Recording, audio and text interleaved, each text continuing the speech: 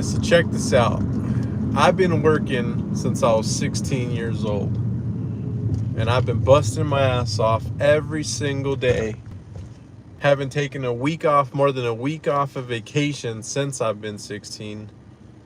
I have 3 kids and a wife, and I'm pretty successful for my age, but I still work a normal job.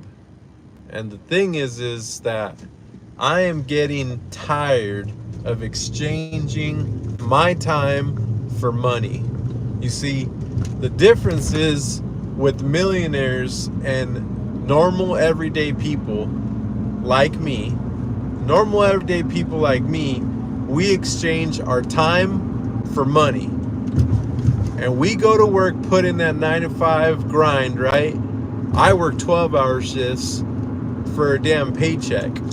When millionaires, their time is worth money, right? They don't exchange their time for a paycheck. They invest all their money in assets and acquire debt to acquire more assets. Well, debt is not taxable, right? If you go get a loan and pull out $100,000, you're not going to get taxed a single penny on that $100,000. Then they go turn around and let's say that $100,000 costs them 4 or 5% interest. They're going to go turn around and invest in an asset that makes them 8, 9, 10% return on their money on that $100,000 that you just borrowed from the bank. And there you go, you make the difference. You pay the bank back, and not only that, but you acquire an asset that is actually a income producing asset that pays the loan off, and then also gains interest through like equity, right? Because you're going to gain equity on the asset, and that new asset you acquired is pay the bank loan off on its own. Hey man, I see that you like my jersey, man. Thank you.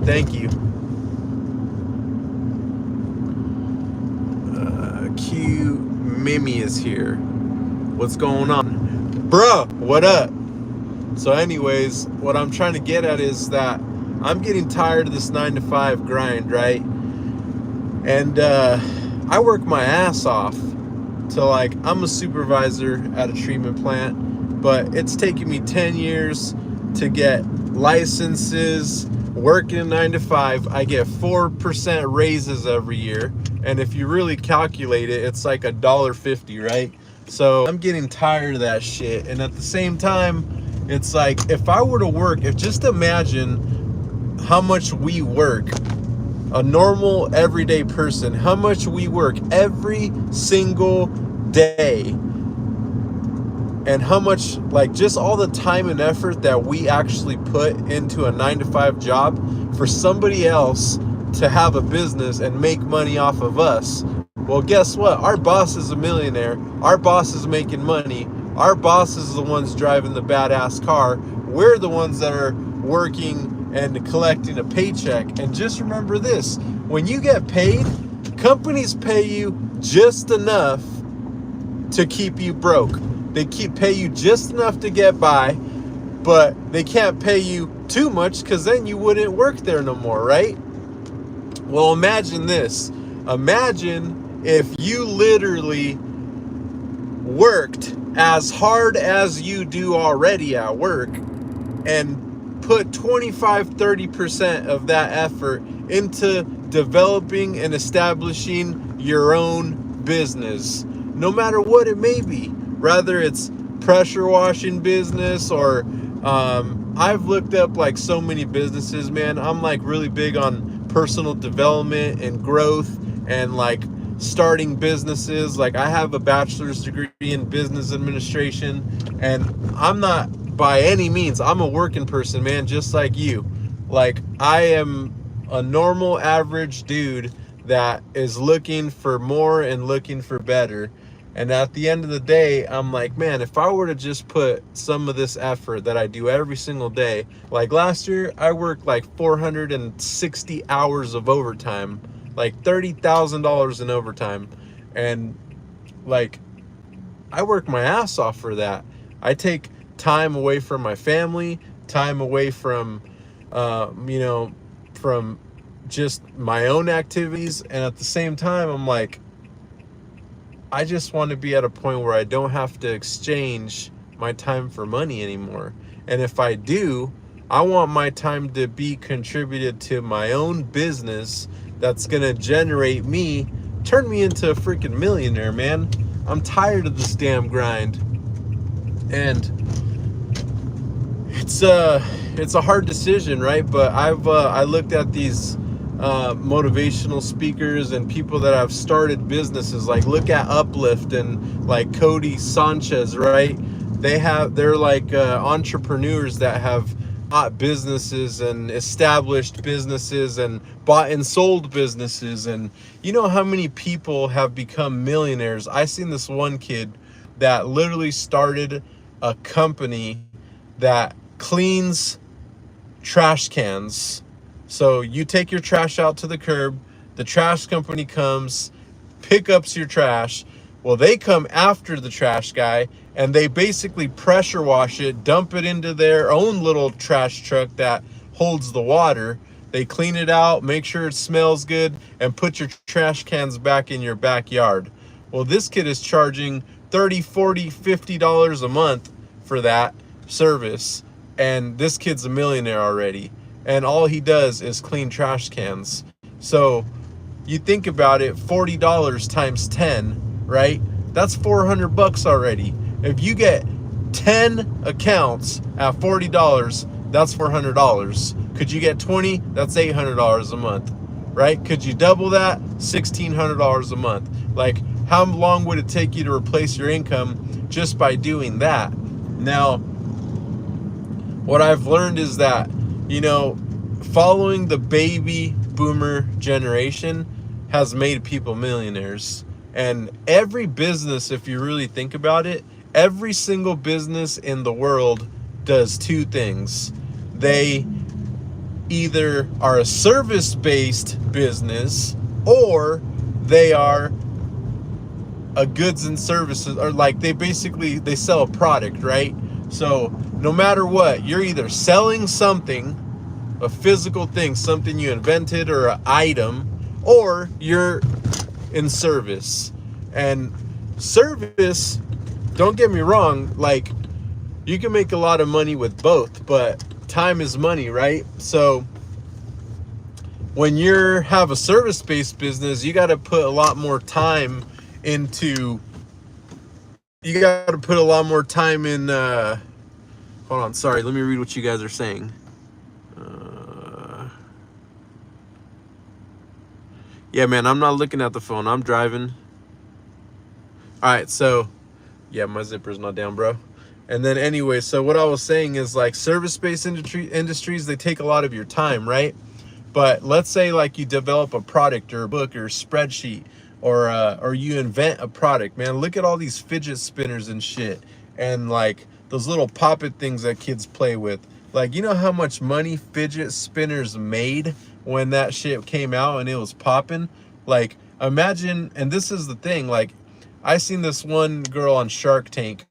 She has like a Facebook account and does like these exclusive offers where she'll like sell a sweater, has like a following, will sell a sweater and be like, oh, this is exclusive, only for a limited time. And this girl turns around and sells $40,000-$50,000 worth of sweater in 1 month. You know what I mean? And then